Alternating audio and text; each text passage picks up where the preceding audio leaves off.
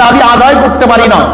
এই জন্য সরকার আমাদের কথাকে গ্রহণ করেন না, গুরুত্ব দেন না।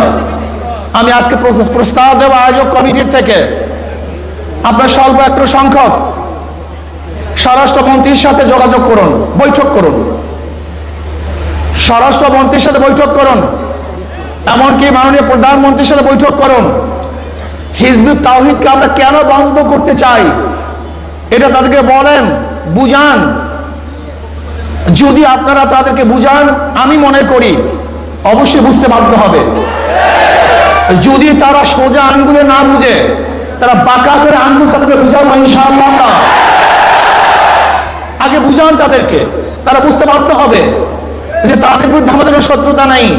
তারা ইসলামের দুশমন, আমাদেরও দুশমন।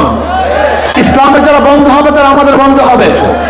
এই জন্য আমি প্রস্তাব করব স্বরাষ্ট্রমন্ত্রীর সাথে বৈঠক করা হোক, অথবা প্রাইম মিনিস্টারের সাথে বৈঠক করা হোক।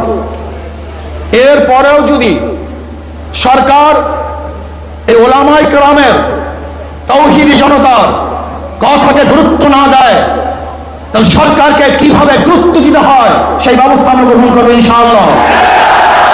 তারা ভাইরা আমার, আমরা ঐক্যবদ্ধভাবে যদি এই হিজবুত তাওহীদের এই বেঈমান ওর বিরুদ্ধে আন্দোলন করি, সংগ্রাম করি, তাহলে বাংলাদেশের কোন জায়গায় কাজ করবে এরকম কোন জায়গা বাংলাদেশে ওর জন্য থাকবে না।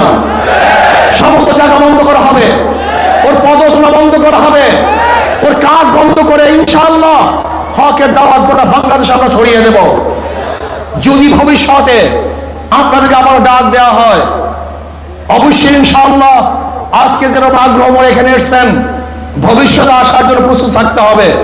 শুধু হিজবুত তাওহীদ না, বাংলাদেশে যত ভণ্ড আছে, সাহাবা বিদ্বেষী আছে, নবী বিদ্বেষী আছে, ইসলাম বিদ্বেষী আছে, ওলামায়ে দেওবন্দকে যারা পছন্দ করে না, ওলামায়ে দেওবন্দের বিরুদ্ধে যারা কটূক্তিমূলক কথা বলে, যারা আল্লাহ রাসূলের বিরুদ্ধে কথা বলে, ইসলামকে ধ্বংস করার চক্রান্ত করে, বাংলাদেশের সমস্ত মানুষ ঐক্যবদ্ধভাবে তাদের বিরুদ্ধে লড়াই করবে, আন্দোলন করবে ইনশাআল্লাহ। এই জন্য আসুন ঐক্যবদ্ধভাবে সবাই মিলে জিলে ইসলামের দুশমনের বিরুদ্ধে আন্দোলন করব, সংগ্রাম করব।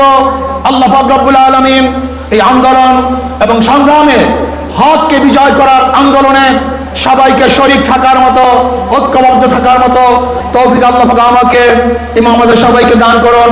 যারা আয়োজন করেছেন, এসেছেন, সবাইকে ধন্যবাদ জ্ঞাপন করি।